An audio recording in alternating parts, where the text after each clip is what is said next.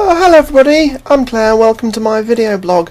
Now, tonight I want to go into a story which has been on the news here in Britain the last couple of days. I shall read from the Daily Telegraph news. There's an article here from yesterday's dailytelegraph.co.uk. Amber Rudd's Conservative Party something. So I'll just start by reading out the story. You've probably heard about this. So here we go. By Christopher Hope, Chief Political Correspondent, and Laura Hughes, Political Correspondent in the Telegraph. So here we start. Amber Rudd's speech to the Conservative Party conference has been recorded by police as a non-crime hate incident after an Oxford academic made a complaint about its anti-immigrant message. This was the speech she made in September, I think it was. Professor Joshua Silver made the complaint despite admitting on Thursday that he had not actually heard the Home Secretary's speech to party supporters in October. When Midlands Police confirmed its officers had investigated Ms Rudd's speech after the complaint was made on January the 1st and found that there was no evidence of a hate crime being committed. A source said the allegation was reported, quote, and it was looked into by officers. Professor Silver's complaint about Ms Rudd's speech will now be recorded in official statistics as a non-crime hate incident. Last night, a senior Conservative MP said Professor Silver, rather than Ms Rudd, should now face an investigation for wasting police time. Tim Loughton, the senior Tory MP on the House of Commons Home Affairs Select Committee, which has oversight of the work of the police, said it has really come to something when the Home Secretary, who has done more than most to clamp down on hate crimes, is then accused of the very same charges. If anybody has a case to answer, it must be this academic for wasting police time in a rather chilling attempt to undermine free speech. Professor Silver raised his concern after Ms Rudd suggested in her speech that companies should be forced to publish the proportion of international staff on their books. Mr Silver complained to the police that Ms Rudd had used hate speech when she suggested businesses should be named and shamed for failing to take on British workers. He said Ms Rudd had made comments that discriminated against foreigners by, quote, keeping lists. But he admitted that he had not listened to the speech, which did not include any reference to keeping lists of foreign workers. The academic told the BBC's Daily Politics that he had based his complaint on feedback from the speech and had only read a draft of the speech after Ms Rudd delivered it in Birmingham. Professor Silver told the BBC, I didn't actually see the speech, but I've read the draft, and I've looked at all the feedback that there was to the speech. I've read the speech carefully, and I've looked at all the feedback. Seems to be repeating himself there. It's discriminating against foreigners. You pick on them and say we want to give jobs to British people and not to foreigners. It was interpreted that way, and I shall be coming on to that. In a letter to Professor Silver, West Midlands Police said the incident had been recorded in line with the National Police Chiefs Council manual as a non-crime hate incident. It follows guidance from the Police Chiefs Council, which states, where any person, including police personnel, reports a hate incident which would not be the primary responsibility of another agency, it must be recorded regardless of whether or not they are the victim and irrespective of whether there is any evidence to identify the hate element. So, we don't actually have any evidence. In October, Ms Rudd's proposal was branded as xenophobic and as evidence of a return to the nasty party. Well, we'll get on to that. Ms Rudd responded angrily to criticism by saying, "Don't call me a racist," adding that it was disgraceful to accuse her of being one for just talking about migration. Well, this is true, isn't it? Home Office sources said that the academic's complaint was farcical. A Home Office spokesman said this was not a hate crime. The Home Secretary has been crystal clear that hatred has absolutely no place in a Britain that works for everyone. Well, I would prefer that it worked for the British people rather than for everyone, but that's probably a technical point. She's made countering hate one of her key priorities. Indeed, yes, well, indeed, one of the first public interventions she made was to launch the Hate Crime Action Plan. There we are. That's from the telegraph.co.uk/news 2017/01/12, Amber Rudd's Conservative Party speech. I can't quite see the end of that. So, I'm very glad to see that this has been knocked back. This is clearly attempts by the left to criminalise any form of national identity. I mean, frankly, this is quite ludicrous. We had the Brexit vote, the referendum. We won. The Leave vote won. And it was stated many times before the referendum that we would, if we voted to leave, we would leave the single market, and whether the European people at the top, you know, Junkers and that lot, like it or not, if we leave the single market, then we gain control over immigration. Well, there's been a lot of debate about this, but I'm pretty certain it was fairly clear beforehand, before the vote, before the referendum. So here we have it. That was in June. Here we have 2.5 months later or so. The Home Secretary, the new Home Secretary, says something about policy relating to control of migrant workers. Right? Okay. So one of the really, really big issues with the Brexit referendum was control of migrant workers. So, having won the Brexit vote to leave the EU, the new Home Secretary starts making proposals for the control of foreign migrant workers. And merely because of that attempt to put into practice some kind of policy which would be appropriate for the new direction, this leftist Professor Silver has attempted to undermine free speech here by making ludicrous allegations, ludicrous accusations. And what I think this is about is that I'm sure he knew he would not get his complaint upheld. But what we see here is a kind of universal, a almost universal attempt by the left to demonise anything which is outside of their way of looking at things. If you're not a leftist, if you don't believe in basically international communism, this is what it amounts to.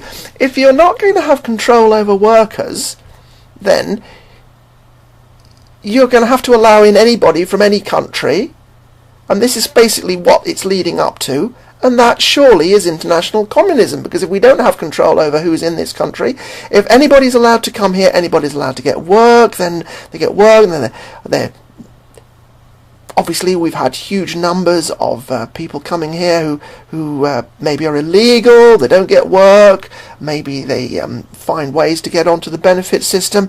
It's all a big mess, and the left want to encourage this, and they want to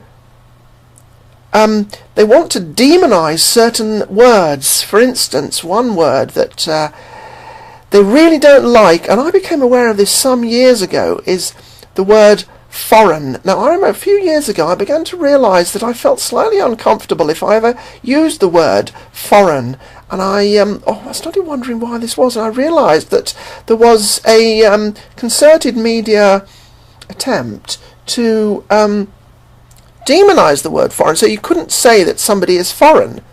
You might possibly be able to say a foreign language, but if you say that somebody is of a foreign origin, then that is, you're kind of making, it's kind of racist, isn't it? You know, you're distinguishing, you're discriminating in your perceptual categories. This is the original meaning of the term discrimination. I think it's perfectly all right to discriminate in your personal perceptual categories, that you can recognise that somebody does not originate in this country, their ancestral background does not originate in this country, that they are to use the word foreign. What's wrong with that? And we already have plenty of foreign people in this country, and they're working, but many of them are anyway, and many of them are getting benefits as well, I guess. But this is what this is about. It's exactly what George Orwell described in 1984. Is because if you prevent certain words from being used, then you make it much harder for people to think of the words that those to think of the concepts that those words are used to denote. So therefore you are obstructed in recognising when something is foreign, even when it is before you. In other words, you're not allowed to say, well, this person, I'm not talking about necessarily immigrants who have grown up in this country. I'm talking about people who are clearly of foreign origin, and the whole mindset is to prevent you being able to think about it in these terms. I mean, this is the whole leftist agenda is to shout you down and shut you up by making allegations like this, that to talk about distinguishing between foreign workers and British workers is hate speech, because you're identifying them as of foreign origin. I mean, surely we don't even need to do that for things like national insurance and tax. I mean, really. 2 or 3 years ago, I was with a very, very lefty friend of mine, and we took a taxi into town one day, and the taxi driver was clearly not of European origin. He was clearly not of British origin. My friend, this was one of those kind of red pilling moments, and my friend said to him, "Oh, where are you from?" And he said, "Cameroon." I think it was Cameroon. I thought to myself, well, what is a chap from the Cameroons doing being a taxi driver in Leeds? I mean, basically, I've said this before, Britain is not a free port. What I mean by a free port is somewhere like, the Shanghai economic development zone or something like that, where basically, you have a kind of controlled area where pretty much anything is allowed, in terms of economy and development and workers' migration and things like this, to allow a super, economic development. Well, if the Chinese want to do that in Shanghai or Macau or one of their, I don't mind, it's their business, But Britain is not a gigantic country with, over 1 billion people and hundreds of millions of square miles of territory. Britain is a very, very small island, and we're already, closing in on 70 million. We probably already have 70 million. I mean, people say it's 65. I don't believe that. So why are we just opening up to allow people from, not just Poland? If it was only Polish people, I don't think we'd be worrying, would we? And you have to say, well, if we're not allowed to identify that this person has come here from countries like the Cameroons, then how can we possibly have the kind of policies that would be necessary to maintain an independent identity outside of the EU? So this is thought policing on the part of the left, and they're just constantly trying to browbeat us, like my MP Rachel Reeves did a week ago, by, when I said I was concerned about Islam, she called me a racist. I mean, this is just the kind of pathetic, meaningless abuse that we get from people who are not willing to engage in proper, reasoned debate about these things, but they simply want to shut you down. Shut you down. You're not allowed to talk about these things. We've had a year in 2016 of radical Islamic terrorism all over Europe. We haven't done too much in this country, but there's been plenty of rape incidents, rape gangs, Islamic rape gangs, like the one that was condemned in court the day Joe Cox was murdered 10 miles up the road. And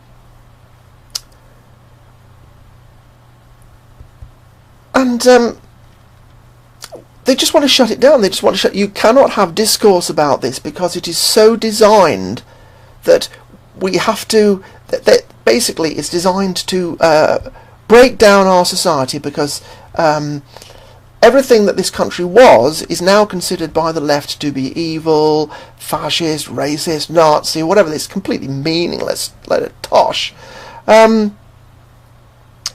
But this is all they have left to prevent their agenda from being exposed. And I'm just so really, really pleased, and I'm very proud of President-elect Donald Trump in the way that he's not standing up to this particular one in his speech, his press conference the other day, but nonetheless I'm very, very pleased to see the position he took against the lying media who have been trying to put the most ludicrous allegations against him, which the BBC have continued to cover. I haven't looked at it today, but yesterday, even after the press conference, the BBC were still pressing on. They were saying some MI5 or MI6 guy is always the guy who did this report in BuzzFeed. I won't glorify it any more than that.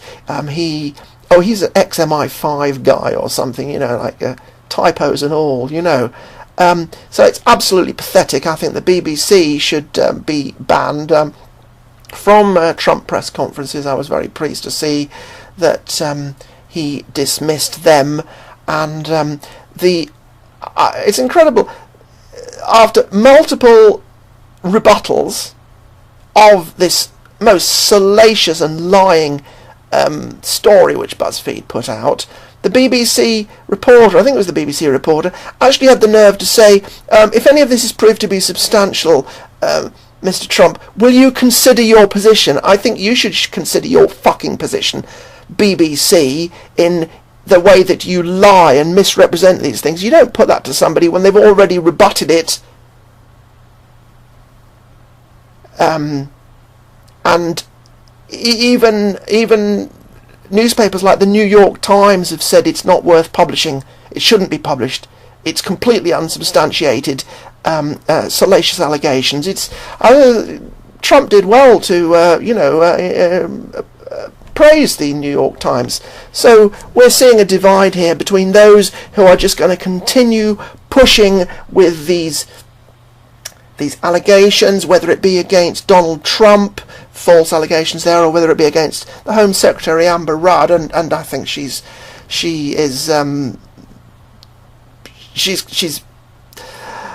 not standing up as much as she could have against this, but she's still kind of defending the concept of hate speech, which is a bit pathetic really, because we have perfectly adequate laws about incitement, and hate speech is such a vague term that pretty much any criticism, if I were to criticise Israeli policy, then that would be hate speech, or if I were to criticise the increase of Sharia law in this country, then that would be hate speech, I presume. I mean, I'm not attacking anybody personally, I'm not making any personal defamations of anybody, but I would say that Professor Silver here seems to be pretty much, well, I suppose I'd better be careful what I say about him, you know what it's like now. But it's basically his views are unsubstantiated. They're basically he himself, as is the case with all these cultural Marxists. It's always they are the ones who are actually the haters. His is hate speech. All we're trying to do is just gain control over our demographics, and it's pretty weak and flimsy attempt so far. But even that is vilified. So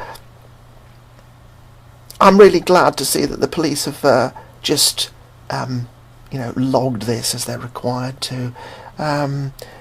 And I think this is going to be the kind of, really the battle lines have now been drawn, haven't they? There is, basically an undeclared war on the people of Britain by the leftists who want to flood us out, and if they can't keep us in the EU, they'll try and have some kind of, policies which, allow as many people in as possible for economic reasons or whatever, even when the infrastructure of our country is being overloaded to the max. We've heard about the NHS crisis. There's approximately 5 million people come into this country since Tony Blair opened the borders in 1997, 20 years, and it's probably more because there's a great number of, I've heard reports there's as many as 150 a day illegal immigrants walk through the Channel Tunnel. So if America might appreciate economic migrants. I know Donald Trump's going to have a big door in the wall and all that, but we're a much smaller country and we have a much tighter, kind of infrastructure. And I'll tell you what, I'm very glad that my 90-year-old mother is not having to queue in Casualty or lie on a trolley for hours and die of neglect, basically. And if we had not taken in so many people who have clearly not contributed to the system with national insurance stamps over the years, as indigenous population in this country have done, then if we hadn't had all those people, then we wouldn't have so much stress on the NHS. It's all very well saying that we need the staff from third world countries. Well, I trained as a nurse,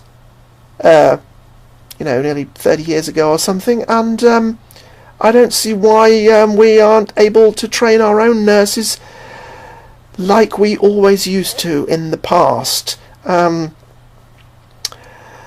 But anyway, so I've wandered off the topic a little bit, but really it's all about the same thing. It's about how they are trying to stop us even talking about this, and this is going to be what this is going to be the big thing in 2017. I'm very, very encouraged because when Donald Trump becomes inaugurated in a few days from now, then he will be able to actually do some things, and it's quite obvious that he has no love for the EU, and I'm quite certain that he will do what he can behind the scenes to facilitate our exit.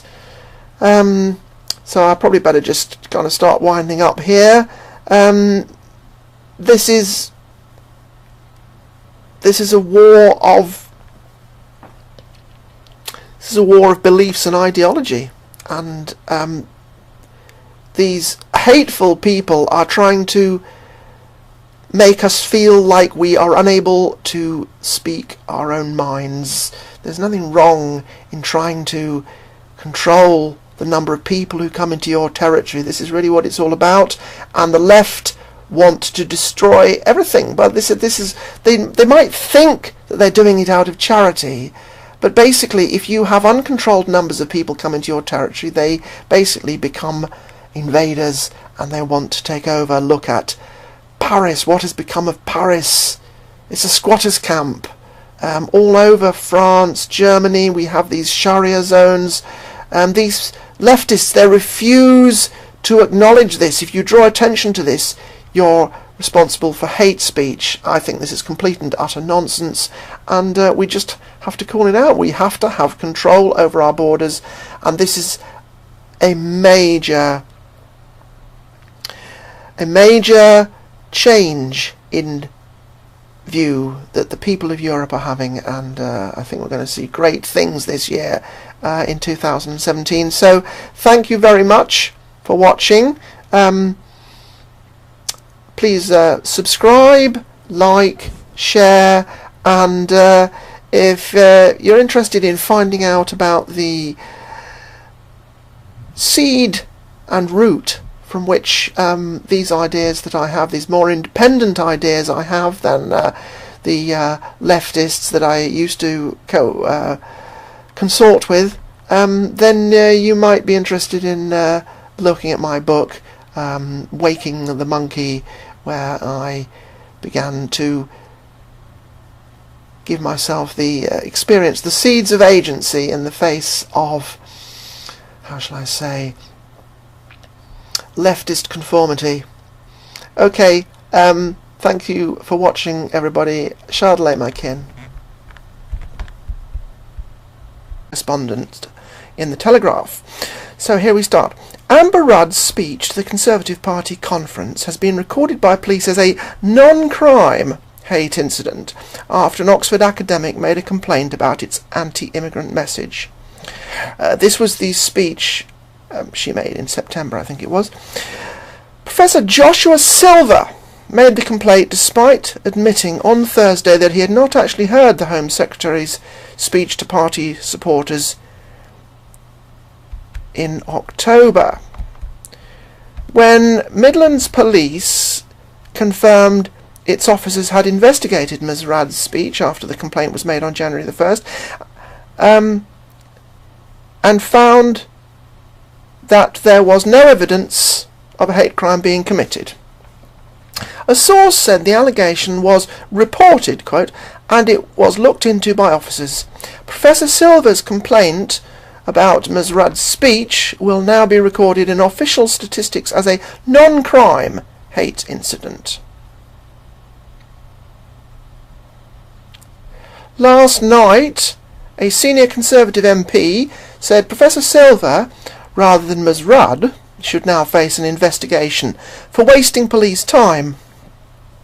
Tim Loughton, the senior Tory MP on the House of Commons Home Affairs Select Committee, which has oversight of the work of the police, said it has really come to something when the Home Secretary, who has done more than most to clamp down on hate crimes, is then accused of the very same charges. If anybody has a... Oh, hello everybody, I'm Claire, welcome to my video blog. Now, tonight I want to go into a story which has been on the news here in Britain the last couple of days. I shall read from the Daily Telegraph news. There's an article here from yesterday's dailytelegraph.co.uk, Amber Rudd's Conservative Party something.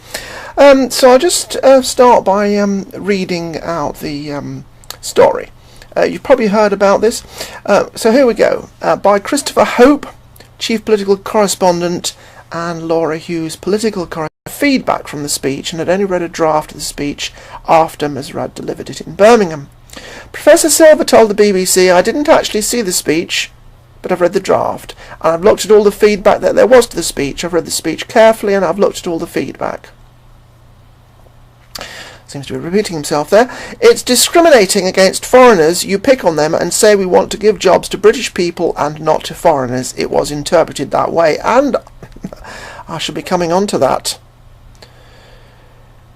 In a letter to Professor Silver, West Midlands Police said the incident had been recorded in line with the National Police Chief's Council manual on as a non-crime hate incident. It follows guidance from the Police Chiefs Council, which states, case to answer, it must be this academic for wasting police time in a rather chilling attempt to undermine free speech.